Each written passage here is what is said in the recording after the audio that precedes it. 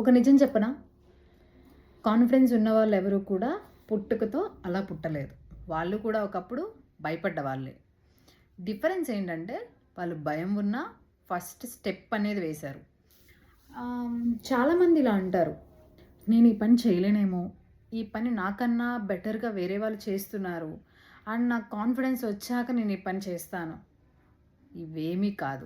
Start చేసిన తర్వాత మాత్రమే కాన్ఫిడెన్స్ అనేది వస్తుంది. చిన్న చిన్న పనులు చేసినప్పుడు మనం ఈ పని చేయగలం, మనం ఎందుకు ఈ పని చేయలేము, and I can do it, I did అనే చిన్న చిన్న వర్డ్స్ అనేవి మనలో మనం అనుకోవడం వల్ల మనకెంతో ఆత్మవిశ్వాసము పెరుగుతుంది.